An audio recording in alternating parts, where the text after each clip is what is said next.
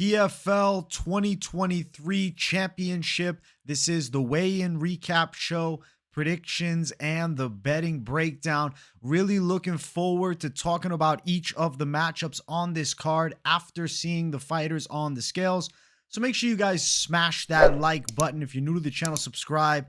Turn the post notifications on and make sure to share the video as well. And also note, I will be live for the entire PFL fight card, 6 p.m. Eastern time, Friday. Do not miss it. And let's get into the fights.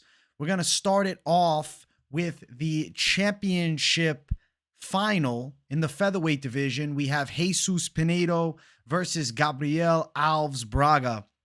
Now, I picked Gabriel Alves Braga to win this fight before the weigh-ins, and unless some crazy weight miss or absolutely like drained look on him, I didn't feel as though I'd be shifting the pick here, because I do think he's the more powerful puncher. I think he's the more ferocious striker. Not to say that Pinedo isn't scary. He can definitely kickbox. He's dangerous in the clinch. He has good punch combinations. He's ready to go long. And I think both these guys have the capability to end up in the later stages. But I think the ultimate difference maker is the one-stop punching power that can shine here for Braga. I think this young fighter is a real specimen with a lot of potential. He has a win by split decision over Pinedo earlier in the season this year. And now they rematch in the finals. And I think it's going to be an epic fight. I'm still going the side of Braga, and I'm still thinking knockout, kind of feeling second round, but we'll check them out on the scales and see how these savages look. I'll tell you what I thought of Pinedo immediately is like you can definitely tell the weight cut because he's a lot flatter than when you see him filled out when the fight's going down. But nonetheless, a lot of water coming out of the muscles. You're going to look flat and, not super impressive. There's Braga. Look decent on the scale, healthy on weight. Both guys definitely cutting some poundage, but making the weight nonetheless. Now, I will bring up the face-off between these two guys in just a second here. Let's get the face-off on screen. There is the face-off. Braga and Pinedo staring it down. It was like intensity on both sides in a highly competitive matchup. I just have this feeling Braga's going to be able to dial in this matchup and land the kill. I'm going to say Braga's going to end up getting a knockout win. He's going to beat Pinedo for a second time. I'll also predict this is not the last time that they face off, but I think Braga's hands are going to be on display. So I'm going to go towards the side of Braga to pull it off in what's been a pick'ems fight, with the lines being super close between these guys, and it still looks exactly like that. I have -110 on both sides. Makes perfect sense. Their first fight was a split decision. This fight could definitely go either way. Knockout win for Braga, which is my pick, +250. Pinedo knockout, +250 as well. This is one of those matchups where you have two high-tier guys in their mid-20s facing off that I think is going to be competitive, besides small mistakes that lead to, the ultimate end here. And I'm predicting that Braga's hands are going to be on display. I think he is going to get a knockout. I think he's going to hurt Pinedo striking and end up beating him in the second round. So I'm going to go Braga by knockout. Betting side, you're at very close money. I recognize the competitiveness of the fight, so I wouldn't tell you to go throw everything on that bet. But I am calling Braga by knockout as an official prediction here to start it off. Next fight on the card is our main card opener. It's Ray Cooper III versus Derek Brunson. Okay, so I picked Ray Cooper III pre-weigh-ins to get the win, and I called it a knockout. He missed weight. He came in 0.8 pounds over, which is odd because he's a welterweight normally, and he came in overweight for a middleweight fight, and it doesn't just look like a miscalculation of a weight cut. What it seems like to me is Ray Cooper is having a lot of cheat meals, okay? Let's look at Ray. If I told you to ignore the arm sleeve, let's just cover the arm sleeve, and let's look at Ray Cooper, right? Just the other side of him. He looks like chubby, man. He looks out of shape. He looks like, hey, we're getting a fight camp going. What do you want to do? Let's get in shape. This doesn't look fight ready to me by any means. He looks fat. He looks fat. He looks soft. He looks like he's got freaking, I don't want to call it a dad bod, but like a gamer bod here with a little thickness on his arms. This is not a good look for a guy fighting up a weight class against a highly touted UFC middleweight. We can shit on Brunson all the time, but mythical blonde Brunson was a problem. And he's got the blonde hair here. And he's got the abs. He's lean. He's in shape. Definitely that picture of him where it looked like he put on 15 pounds of muscle circulating through Instagram and Twitter, kind of saying, oh, he's probably on PEDs. I don't think he looks that different than his fights in the UFC. Maybe the abs look a little better, a little bit, but ultimately he's Derek Brunson. He comes in shape, and I think he's in a fight where if he's fighting Ray Cooper in great shape, ready to kill, I'm more worried. But now I got a Ray Cooper where I have to question his motivations. Okay, he looked flat against Carlos Leal in that loss. He ran through Brett Cooper, who wouldn't hold a candle to Derek Brunson. That is a significant step down in competition. Now, it's a big step up in competition against Derek Brunson. He's giving up substantial height here with Brunson. He looks out of shape, so I have to wonder if the wrestling attack of Derek Brunson is employed, could it be a successful attack? Can he land the kill shot still? The PFL is making this pick very hard for me. Pre-weigh-in, I'm like, okay, Cooper with the power in his hands could get the kill shot. Post weigh-in, I got Cooper, who went from a minus 245 favorite. Anybody that bet Cooper at minus 245, you better be like throwing the hammer on Cooper now at even money. With Derek Brunson, who was a big underdog for a while, now swelling into even money. Am I gonna pick Ray Cooper with the dad bod here? Fuck it, guys. I have to pick flip it because this is not a physique that beats a world caliber UFC fighter. I'm gonna pick Derek Brunson. I think Brunson might end up getting a stoppage on the ground or getting a unanimous decision. I thought Cooper's hands would fly, and he still might drop some hammers, and it doesn't mean he's not gonna have the stopping power. But I'm questioning the motivations. This pick is fucked. I wouldn't bet this fight. I wouldn't touch this fight. What's Brunson by a TKO? Plus 500 Brunson TKO. An out-of-shape Cooper gassed out at the end of the second round after a lot of wrestling. Gets TKO'd by Derek Brunson. Not impossible. Brunson by decision. Plus 350. I could see him implementing a wrestling-heavy game. I don't like an out-of-shape Ray Cooper. I don't like an out-of-shape Ray Cooper at all. I think over 1.5 probably hits. I'm going to go Brunson. I'm going to say he debuts in PFL with a win. The scale, look at Ray Cooper's face in his picture when he's weighing in, fighting at 170 pounds on Tapology, and look at him here. Is that the same guy? If you didn't know, you probably wouldn't think so. So give me Derek Brunson for a slight upset now. I'm going Brunson for the W. 7-inch reach advantage. A fatter Ray Cooper is going to be less explosive. Could be heavy on his feet. Might even see striking success for Brunson. So Brunson to pull it off. I'm pick flipping. I have to do it. I have to pick flip. I'm going to the guy that came in with the six-pack. I'm going Derek Brunson. Next fight, we got Kayla Harrison versus Aspen Ladd. So initially I picked Kayla Harrison to win.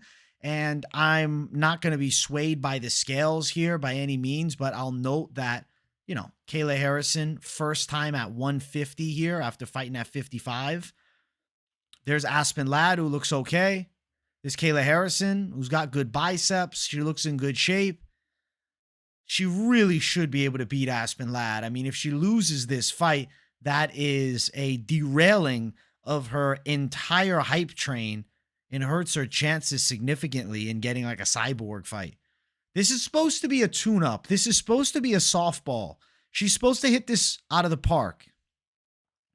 I'm going to predict Kayla Harrison does hit it out of the park. I'm calling unanimous decision. I think Harrison is going to be substantially better with takedowns, specifically in the clinch. And I also think she'll be better with her hands. So she's going to take Aspen Ladd out, but I don't think she's going to finish her off. I'm going to say she gets it done on the judges' scorecards. It's minus 900 for Kayla Harrison, the judoka, and then plus 600 for Aspen Ladd. I'm going to say Harrison by a unanimous decision. Harrison to win the fight by decision is sitting at plus 120. That makes a ton of sense to me. Historically speaking, Aspen Ladd is hard to finish. Aside from the one knockout loss to Jamandi Randame, who's an incredible kickboxer, Aspen Ladd's normally going distance. And I think Kayla Harrison can control position, take out a dangerous grappler in Ladd, but get it on the cards in a fight that's not going to be a walk through the park, but a clear win. So Kayla Harrison for the W. Let's keep on running up. Next fight on the card, Impa Kasanganay versus Josh Silveira. I've been picking Impa Kasanganay, and I'm excited to see him display in what is the greatest opportunity of a lifetime. Like, the dude came in as an alternate because of some drug test failures with other guys. We have Impa Kasanganay as a finalist against Josh Silveira, and holy hell, he goes from the dog of the whole showcase to now being a favorite here with Josh. There's Impa, who looks shredded and ready to win a world championship on the scales. There is Josh Silveira, who looks like himself, Conan Silveira's son. So, savage MMA lineage there. I don't think Silveira is a bad fighter, but he's still very young, and I think Impa Kasanganay is clearly the better boxer, the more powerful boxer, and faster. And when you see them face off, it says 5'11 to 6'1". They may as well be the same height. It looks like Kasanganay from this angle could be a little taller, but he might be wearing the shoes with Silveira with the sandals. Nonetheless, they're eye to eye with one another, and I think Kasanganay's hands are going to be the ultimate difference maker. There was too much striking success, in my opinion, for recent opponent of Impa Kasanganay, of Josh Silveira, who now the name has fully escaped me. We have to look here. Omari Akhmedov. How am I forgetting the legend's name? I'm forgetting Omari's name. I'm sorry, Omari Akhmedov. Too much striking success there. Kasanganay's faster and more powerful, and I think he's going to deliver the kill shot. I'm going knockout win for Impa Kasanganay on the feet, and I can't wait to see this fight. This is one of my most hyped fights on the card. I think that Kasanganay minus 210, he is going to shine through and win. I'm calling Kasanganay for the victory. I'm calling knockout win. Kasanganay via KO plus 165. Picking him here. I'm saying he gets it done. He becomes the world champion. I believe in Impa Kasanganay. I'm feeling very confident with this prediction, and I love the chance for Kasanganay. God bless him and lead him to victory. I can't wait. I like Impa Kasanganay a lot. Victim of the viral knockout to now winning $1 million tomorrow. Yes. All things are possible. Impa Kasanganay. God bless him. Next fight on the card, it's Magomedkerimov versus Sadibou Sy 2.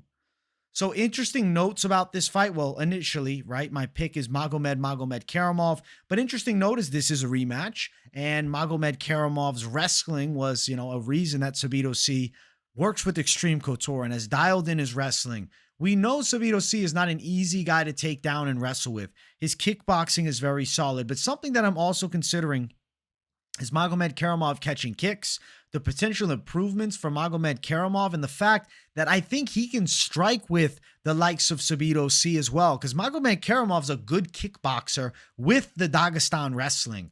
I'm going to pick Magomedkerimov to win. I don't think this is an easy fight, and I actually could see this one going the full 5. Sadibou Sy is going to be tricky to finish off. I don't see Kerimov stopping him. Let's look at these guys on the scales here. There is Magomedkerimov with the shaved head, in shape. He's a ginger Dagestani with that red beard. Then we got Sadibou Sy, who honestly looked like he definitely cutting that weight, but he's still got a filled out face for the most part, man.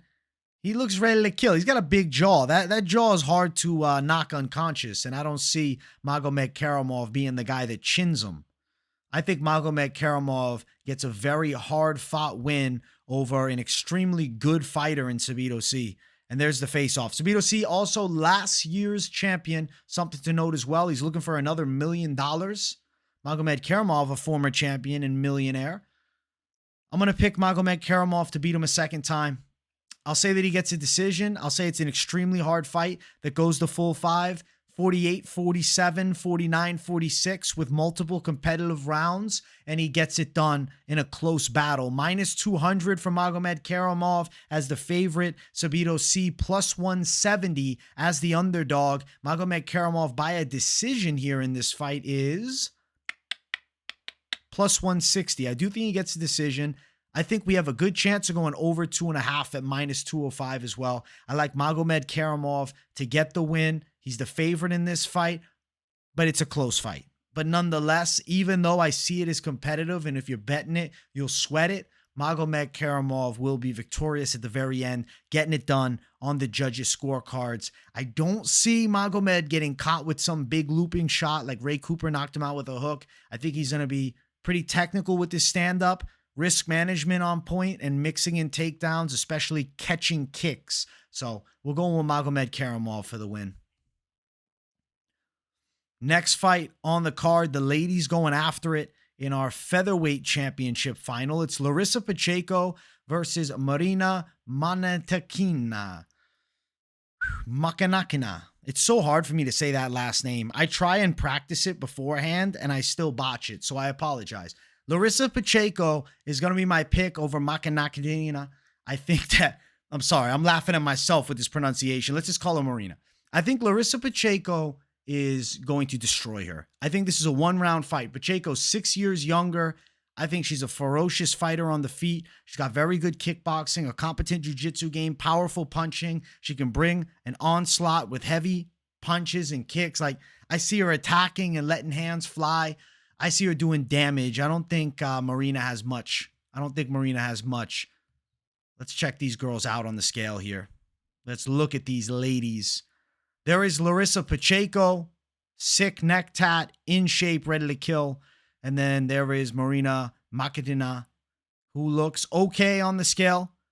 I'll be honest, when I looked at the face-off, like, it just looks like we're sending her to slaughter. This is not a competitive fight. Pacheco is also way taller. They're 5'6", each of them. We got 5'10" versus 5'5", it looks like. This is a significant height difference. Larissa Pacheco has everything in her favor. I mean, just look at her, okay? Amanda Nunes legacy, the Brazilian bloodline. She's got the shaved sides and the very masculine haircut. She's got just a masculine look to her. I think she's got a little higher testosterone levels than Mokhnatkina. And I think that Pacheco is going to destroy her. One round beating. And I do think after the fight, she's going to make the call out to MMA legend Chris Cyborg. Looking at it, looking at it, Larissa Pacheco, minus 1,200, the favorite. Mokhnatkina, plus 750. Yeah, Pacheco, she's going to pull it off. Minus 1,000 now. We saw it come down just a little. She's a confident call. Pacheco by KO, minus 200. She's going to knock her out. I think in the first round. Under 1.5, plus 155. Normally the women's fights you wouldn't think going to be short. But I think Pacheco is so much more vicious and dangerous in the boxing that this is going to be an absolute dismantling. So give me Pacheco to get the win. She's a level above, okay? Larissa, a.k.a. Lorenzo. In that picture, if she's Lorenzo Pacheco, you questioning it? Not trying to shit on her, you know? She's still got a good look to her. She's a good-looking human being. But nonetheless, she looks very masculine, yo. And I think that she's going to run over Marina. Not a close fight. Ass-whooping city. Next fight, our co-main event of the evening. It's Renan Ferreira versus Denis Goltsov. Initially, I picked Renan Ferreira to get the win as an underdog simply because of his power and athleticism. I could see him getting to the technical kickboxer Goltsov in the striking and putting him unconscious with a big shot early in the fight. I think that Ferreira has 2 rounds to win it by knockout. If we get to 3, 4, or 5, that's where Goltsov will take over, and I could see him even getting a TKO finish with ground and pound, especially a tired Ferreira going 5 rounds. I'm going to pick Ferreira in the first 2, though. I'm going to say that he does get a knockout win. Looking at the fighters on the scales, there is Goltsov, who actually looks in quite good shape here. He's ready to go. Then on the other side, Ferreira, who just looks like a big monster. And he is a big monster. He's 6'8". He brings in a reach advantage, too, over the giant Goltsov, who's 6'5". And then there's the face-off. I will say, Goltsov with the more impressive physique, but it's not bodybuilding, and Ferreira's still in fight shape, and he carries heavy knockout power. And I think if he can find the chin early in the fight, he can sleep Denis Goltsov. I'm going to remain on the side of Ferreira by knockout as an underdog. I do think it's heavyweight. Power's a big factor. One shot changes everything, and I think Renan Ferreira can get a KO. Ferreira is a plus 215 underdog to Denis Goltsov as a minus 255 favorite. I'm going to pick Renan Ferreira to pull off the upset. Over 1.5 is plus 165. I think if Goltsov is to win, it's over 1.5. If Ferreira wins plus 215, I think it's a knockout. So something interesting is you could potentially throw down a little bit of something on Ferreira at 2-1 and then hedge with an over 1.5 at plus 165. Because I think Goltsov by a third round or fourth round TKO or even a decision would make more sense, or even a submission would make more sense than him knocking out Ferreira in the first. Ferreira by KO, which is my pick here, only plus 250. Not great. I just moneyline it. Goltsov KO is plus 150. What's a Goltsov decision, actually? Now I'm curious of that. Plus 650. Interesting. And sub is only plus 215. I'm going to predict Ferreira finds the chin in round 1 and he knocks out Goltsov as a plus 215 dog. If you're going to bet the underdog, I think just moneyline it as opposed to chasing a knockout prop at only plus 250, even though he's probably going to get the knockout. I agree. I'm predicting knockout. What if he got a DQ? What if it was some weird stoppage, right? Things can go strange in the cage, and then you're not winning when you already picked the right fighter. So Ferreira, my official pick here as an underdog in the co-main.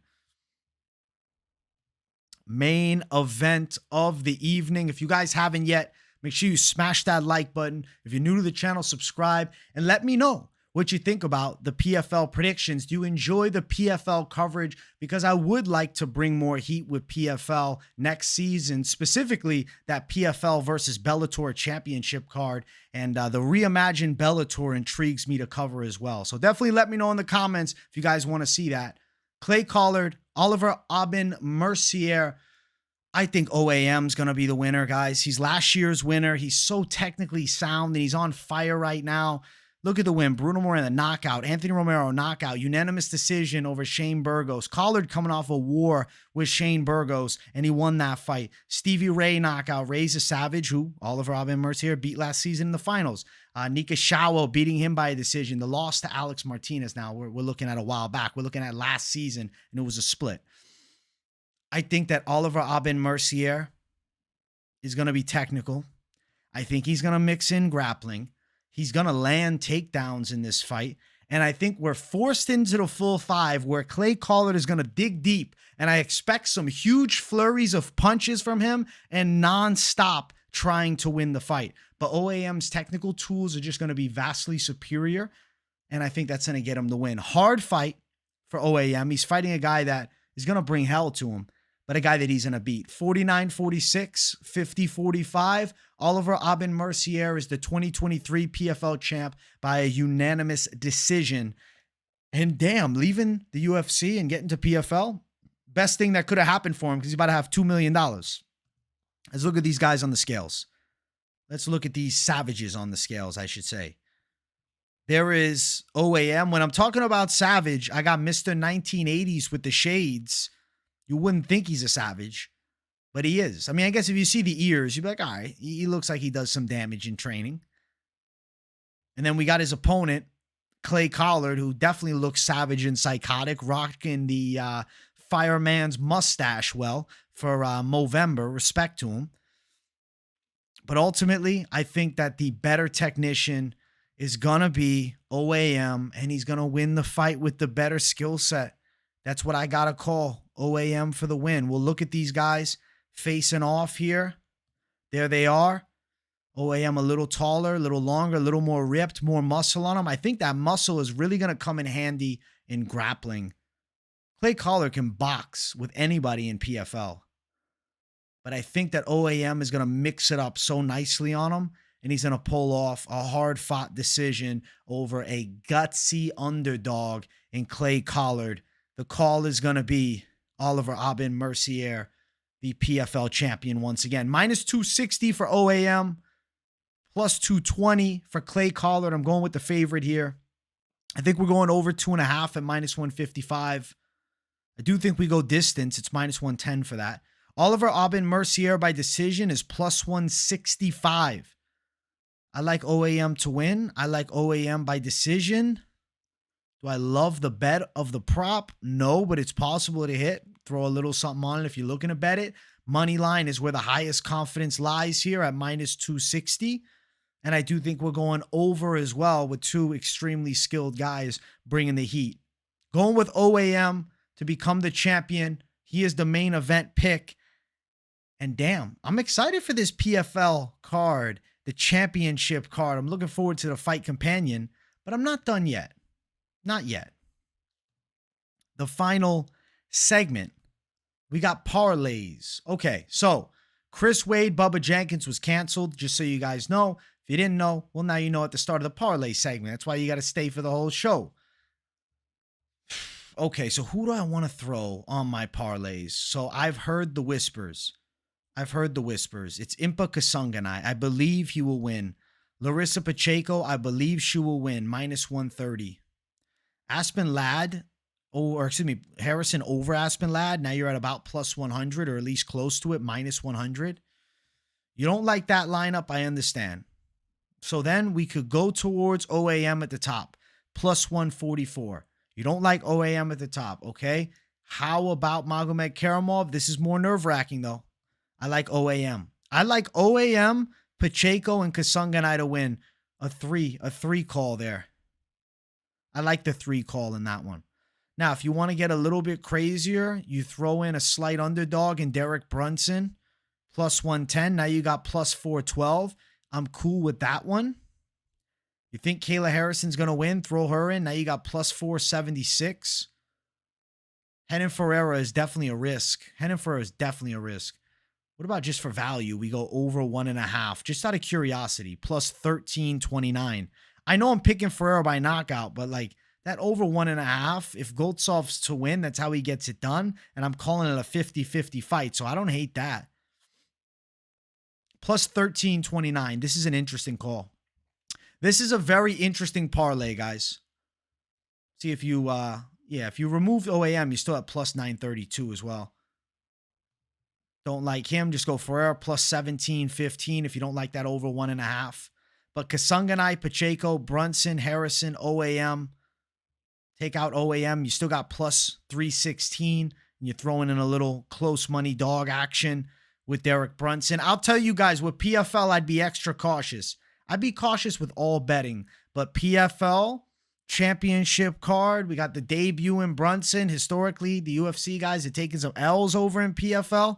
So some nerves on the line here. Nonetheless, very excited for this card, and I'm happy I got a fight companion coming. So make sure you guys tune into that. Let me know what you thought of the picks in the comments down below. And if you have anything to say in the comments, but you just enjoy the content, as always, drop a W in the chat to boost the algorithm for your boy. Make sure you guys smash the likes. And if you're new, subscribe with the post notifications turned on, as I got daily content dropping on the channel that you don't want to miss. So put them on all, not just personalized, so you don't miss a video or a live stream. Much love, everybody. I appreciate you all, and I'll see you all for the fight companion. Have a great one, guys.